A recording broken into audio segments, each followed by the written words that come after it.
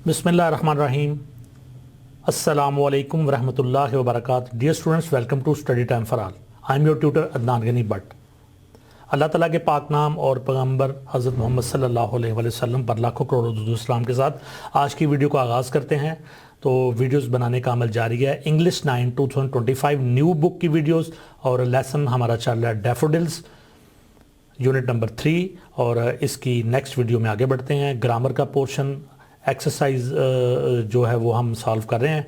इसका पार्ट 1 हम बना चुके हैं और मुझे लगता है कि अगर मैंने डिटेल के साथ इसको पढ़ा तो हमारी एक्सरसाइज की 3 वीडियो बन जाएंगी। बहरहाल पार्ट 2 की तरफ आगे बढ़ते हैं। ग्रामर से शुरू करते हैं। Figurative language in the poem. Poem के अंदर जो फिगुरेटिव लैंग्वेज इस्तेमाल की गई है तो वो क्या है। सबसे पहले जो यूजेज हुआ है यहाँ पे ये सिमिली का, इसको कहते हैं तशबीह। सिमिली, किसी चीज़ को किसी चीज़ के साथ तशबीह देना, इसको हम तफसील के साथ पढ़ेंगे ताकि आपको सिमिली की समझ आ जाए। इसकी डेफिनेशन यूँ है, a figure of speech that compares to different things. एक फिगर ऑफ स्पीच है ये जो कंपेयर करता है दो चीज़ों को यूजिंग द वर्ड्स लाइक और एज। लाइक और एज के ज़रिए से जब हम दो चीज़ों को आपस में कंपेयर करते हैं तो इसको हम कहते हैं सिमिली। जब लाइक के ज़रिए से या फिर एज के ज़रिए से हम दो चीज़ों को आपस में कंपेयर करते हैं, उनका आपस में मुआवजना करते हैं तो हम इसको कहते हैं सिमिली। और उर्दू में कहते हैं तशबीह देना किसी चीज़ को किसी चीज़ के साथ। Example from the poem. Poem में से example, I wandered lonely as a cloud. मैं बादल की तरह मारा मारा फिर रहा था, तनहा फिर रहा था। एज अ क्लाउड, ठीक है, शायर अपने आप को क्लाउड के साथ तशबीह देता है। तो एक्सप्लेनेशन इसकी यूँ है, the poet compares his loneliness. शायर अपनी तन्हाई को कंपेयर करता है टू ए क्लाउड, एक बादल के साथ, ड्रिफ्टिंग इन द स्काई, जो आसमान पे मारा मारा फिर रहा है। Emphasising his sense of isolation and aimlessness. असल में वो जोर दे रहा है उसका जो तन्हाई का एहसास है उस पर, और जो वो फजूल मारा मारा फिर रहा है, एमलेसनेस, बगैर किसी मकसद के फिर रहा है, तो उसमें वो अपने आप को क्लाउड के साथ कंपेयर करता है और यहाँ पे एज का यूज़ उसने किया है। तो अगली जो टर्म है वो है पर्सोनिफिकेशन। इसको तजसीम कहते हैं या मुजस्सम निगारी कहते हैं। ये एक ऐसी खूबी है जिसमें जो इंसानी जो होती हैं खूबियाँ, उनको किसी बेजान चीज़ में या किसी प्लांट में या किसी फूलों में या मुख्तलिफ चीज़ों के अंदर आप यूज़ करते हैं। इंसानी खूबियों को, जो इंसान के एक्शंस होते हैं वो एक्शंस आप दूसरी चीज़ों में दिखाते हैं, तो इसको कहते हैं पर्सोनिफिकेशन, मुजस्सम निगारी या तजसीम। इसकी डेफिनेशन यूँ है, फिगर ऑफ स्पीच है that gives human qualities to animals, objects और आइडियाज़। जो इस फिगर ऑफ स्पीच के ज़रिए से यानी जो पर्सोनिफिकेशन है, ये एक ऐसी लिटरेरी एक फिगर है कि इसके ज़रिए से हम इंसानी खूबियाँ दे देते हैं एनिमल्स को, ऑब्जेक्ट्स को या आइडियाज़ को। एग्जाम्पल फ्राम द पोएम, नज़म में से जो मिसाल है, fluttering and dancing in the breeze.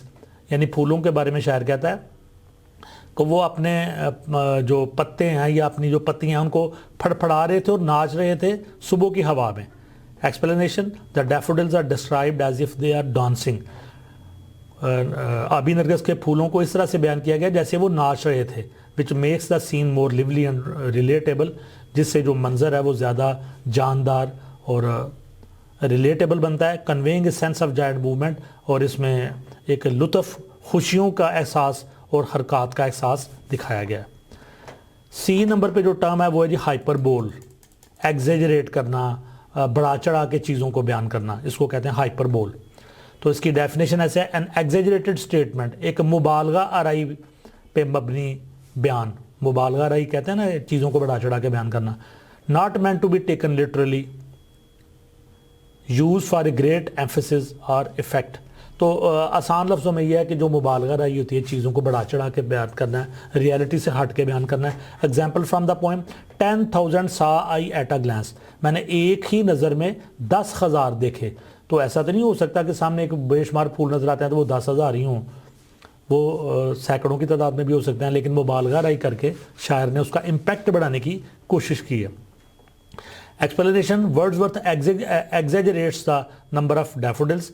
तो जो वर्ड्सवर्थ है वो डैफोडिल्स की तादाद को बढ़ा चढ़ा के बयान करता है, to highlight the overwhelming beauty, क्योंकि उनकी जो खूबसूरती ने उसके ऊपर जो जज्बाती असर डाला है उसको वो हाईलाइट करता है। And impact of the scene on him, और उस मंजर ने जो उसके ऊपर इम्पैक्ट डाला है, जो असर डाला है, उसको वो बयान करता है। मेटाफोर इसको उर्दू में कहते हैं इस्तारा, जैसे ऊपर सिमिली थी, इसी तरह से मेटाफोर भी एक टर्म है, a figure of speech that directly refers to one thing by mentioning another, एक चीज़ को दूसरे के साथ ये भी कंपेयर करना ही है, इम्प्लाइंग ए सिम्बॉलिक कंपैरिजन, ये एक अलामती कंपैरिजन होता है। Example from the poem, the flash upon that inward eye, जो अंदरूनी आंख थी, जहनी आंख थी, उसके ऊपर इन वो जो फूलों के बारे में कहता है, डैफोडिल्स के बारे में, कि उन्होंने फ्लैश किया, अपनी तस्वीर, अपना अक्स फेंका। Explanation, the inward I is a metaphor, ये जो इनवर्ड आई, क्योंकि आंख तो बाहर होती है, इनवर्ड तो नहीं होती, तो ये दिमाग की आंख को कहा गया है कि आपके दिमाग में मुख्तलिफ अक्स जब आप खाली बैठे होते हैं या किसी सिचुएशन में बैठे होते हैं, तो अचानक आपके जहन में सीन्स, मनाजर, शख्सियात, फिगर्स आ जाती हैं, तो वो आपको बाकायदा नज़र आ रही होती हैं, हालांकि आंख से नज़र नहीं आ रही होती, तो इसको इनवर्ड आई कहते हैं। The inward I is a metaphor, ये एक इस्तारा है फॉर द पोइट्स मेमरी और इमेज, शायर का जो तहय्युल या उसकी याद है, या उसके लिए यूज़ किया गया है। Suggesting that the memory of the daffodils is vivid and striking, ये बताने के लिए कि जो डैफोडिल्स की जो उसको मेमोरी आई है वो बड़ी विविड, बड़ी वाजे और स्ट्राइकिंग है। अगली टर्म है जी एलिटरेशन, ये तकरार होता है मुख्तलिफ वर्ड्स का। Definition, the repetition of the same consonant sound, जो कॉन्सोनेंट साउंड्स होती हैं, एक वोवेल साउंड्स होती हैं, कॉन्सोनेंट साउंड्स होती हैं, तो कॉन्सोनेंट साउंड्स की रेपिटेशन, उसका दोहराया जाना at the beginning of adjacent और क्लोजली कनेक्टेड वर्ड्स, जो बिल्कुल साथ साथ या करीब करीब जुड़े हुए लफ्ज़ होते हैं उनमें। Example from the poem, beside the lake beneath the trees, beside the lake beneath the trees. Explanation इसमें यह है, the repeated B sound beside the lake beneath the trees, यानी बी से ये शुरू किया, बी से इसको शुरू किया, तो ये साउंड रिपीट हुई। क्रिएट्स ए म्यूजिकल रिदम, ये मौसीकी का रिदम पैदा करती है। Enhancing the poems auditory appeal, और सुनने में ये पोएम ज़्यादा अच्छी लगती है। इसी तरह जी एजोनेंस, एजोनेंस भी एक टेक्निक है।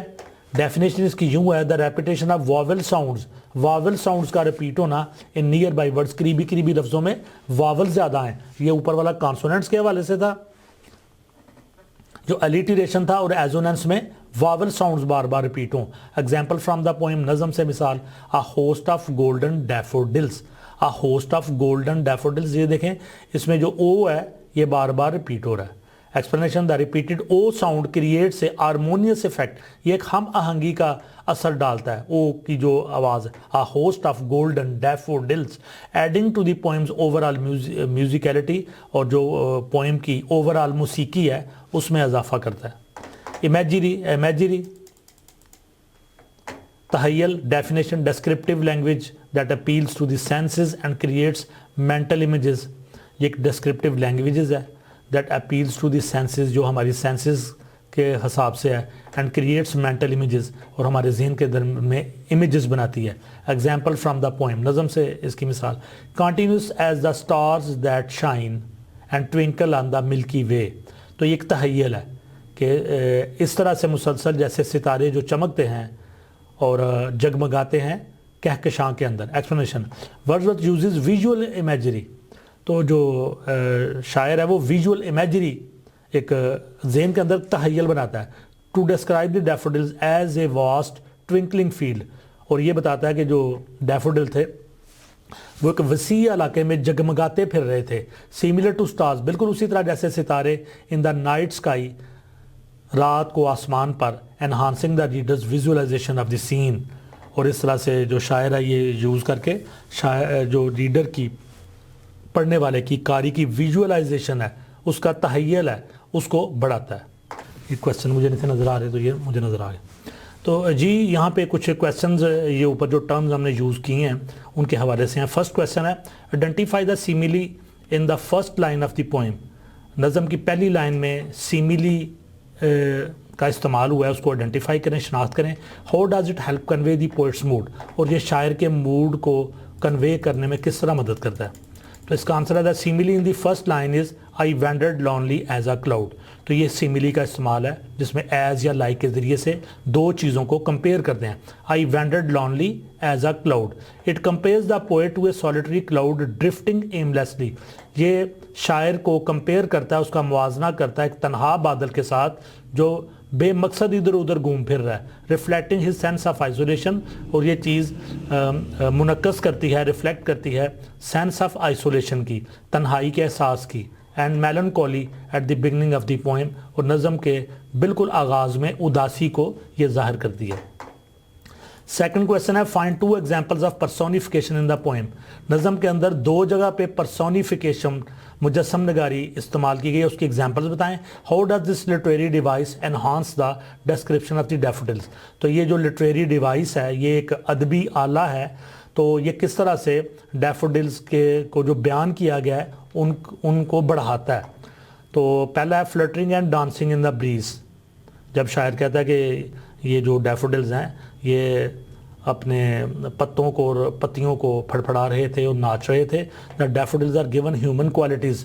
तो डैफोडिल्स को इंसानी खूबियाँ दी गई हैं ऑफ मूवमेंट एंड जाय की।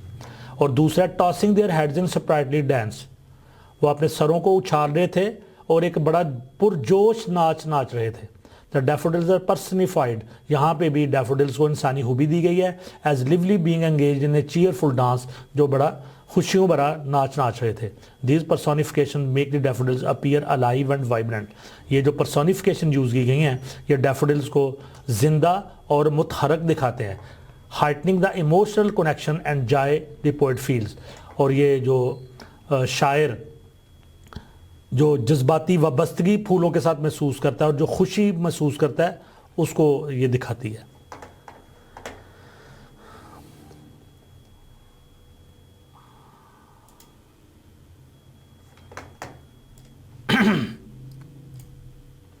नेक्स्ट है G what is the purpose of the hyperbole in the poem. नज़म में जो हाइपरबोल मुबालगा इस्तेमाल की गई इसका क्या मकसद है। How does it affect your understanding of the poets experience. और शायर के एक्सपीरियंस के हवाले से जो आपकी अंडरस्टैंडिंग है इसके ऊपर क्या असर डालती है। तो पहले तो ये हाइपरबोल की डेफिनेशन है। Hyperbole is a literary device, ये लिटरेरी डिवाइस है दैट मीन्स एग्जेजरेशन, जिसका मतलब है मुबालगा राई, और ओवर स्टेटमेंट या फालतू बात करना in English. It is use to describe something in an extreme or exaggerated way to make it more impactful or dramatic. तो ये असल में जो यूज़ करते हैं तो वो इसलिए यूज़ करते हैं ताकि अपनी बात को ज़्यादा इम्पैक्टफुल करें और ड्रामाई बनाएं। It is not meant to be taken literally but rather to emphasise a point or create a strong emotional effect. तो ये कोई लिटरली चीज़ नहीं है बल्कि ये अपने मौक़िफ़ को ज़्यादा स्ट्रॉन्ग और ड्रामाई बनाने के लिए इस्तेमाल की जाती है। तो ये टॉपिक जो है ना सिर्फ हाइपरबोल को समझाने के लिए, इसको गौर से इसकी मिसालों को देख लें और पढ़ लें। तो ये क्वेश्चन है जो हमारा क्वेश्चन है, what is the purpose of the hyperbole in the poem, how does it affect your understanding of the poets experience. The hyperbole यहाँ पे इस्तेमाल हुआ है 10,000 सा आई एट अ ग्लांस, मैंने एक ही नज़र में 10,000 देखे। एग्जेजरेट्स द नंबर ऑफ डैफोडिल्स, ये जो डैफोडिल्स की तादाद है इसको बढ़ा चढ़ा के बयान किया गया है। एम्फेसाइजिंग देयर एबंडेंस, असल में उनकी कसरत के पे जोर दिया गया है कि वो बहुत ज़्यादा थे। And the overwhelming beauty of the scene, और उस मंजर की जो बहुत ज़्यादा खूबसूरती थी जिसने शायर पर असर डाला उसको बयान करने के लिए उसने ये हाइपरबोल का यूज़ किया। इट कन्वेज द पोएट्स एव and the lasting impact the site had on him, और शायर के ऊपर जो आखिरी जो सीन है इनका उसने जो हमेशा हमेशा का असर डाला है उसको बढ़ाने के लिए शायर ने इसको बयान किया। नेक्स्ट क्वेश्चन है explain the metaphor the flash open that inward आई। तो ये मेटाफोर जो शायर ने यूज़ किया है इसको एक्सप्लेन करें। What does this tell you about the poet's memory of the daffodils, और शायर की जो मेमोरी है डैफोडिल्स की उसके बारे में आपको क्या पता चलता है। The metaphor the flash upon that inward eye refers to how the memory of the daffodils suddenly appears vividly in the poet's imagination। ये जो लाइन है the flash upon that inward eye, कि वो अचानक जो अंदर की आंख थी, तहय्युल की आंख थी, उसके अंदर फ्लैश किया उन्होंने। तो ये इस बात का हवाला है कि किस तरह से शायर की जो मेमोरी है डैफोडिल्स के बारे में वो अचानक ज़ाहिर होती है और बड़ी वाज़ेह अंदाज में शायर के तहय्युल में आ जाती है। It indicates how deeply the site of the daffodils affected him, और ये इस बात का इशारा है कि वो जो डैफोडिल्स की साइड थी, जो मंजर था, उसने कितना ज़्यादा असर डाला शायर पे, bringing him Joy and comfort even in solitude. हत्ता कि जब वो तन्हा होता है तो वो ये जो मंजर है उसको खुशियाँ फ्राहम करता है और उसको सुकून देता है। Number 5, identify an example of alliteration. Alliteration का इस्तेमाल हुआ है नज़म में, उसको आइडेंटिफाई करें। How does it contribute to the poem's musical quality, और जो नज़म की जो मौसीकी की क्वालिटी है उसमें ये किस तरह से ये एलिटरेशन जो है हिस्सा डालती है। An example of alliteration is beside the lake beneath the trees. तो ये कॉन्सोनेंट जो है ना वो बार बार इस्तेमाल होते हैं, जैसे यहाँ पे बी फिर बी यूज़ हुआ, तो ये एलिटरेशन की मिसाल है कॉन्सोनेंट्स का रिपीट होना। The repetition of the B sound adds to the rhythmic and musical quality of the poem. तो बी जो कॉन्सोनेंट है इसका जब बार बार इस्तेमाल हुआ है तो नज़म की क्वालिटी में जो मौसीकी की क्वालिटी है उसमें इजाफा हुआ है, making it more pleasant to read aloud, और इससे इसको पढ़ने में ऊंची आवाज़ में पढ़ने से ज़्यादा मज़ा आता है। नेक्स्ट क्वेश्चन है, describe the imagery Wordsworth uses to compare the daffodils to stars. तो इमेजरी यूज़ किया जिसमें शायर ने डैफोडिल को स्टार्स के साथ कंपेयर किया है। What effect does this comparison have on the reader, और ये जो इफ़ेक्ट है ये इस कंपैरिजन का कि जिसमें डैफोडिल को स्टार से कंपेयर किया गया है, ये रीडर के ऊपर क्या असर डालता है। The poet compares the daffodils to stars in the Milky Way. तो शायर कंपेयर करता है डैफोडिल्स को सितारों के साथ जो कहकशां के अंदर मौजूद हैं, describing them as continuous as the stars that shine and twinkle on the Milky Way. और वो कहता है कि ये इतने लगातार थे, मुसलसल थे, जैसे सितारे चमकते हैं और जगमगाते हैं मिल्की वे के अंदर। This imagery conveys a sense of infinite beauty and vastness.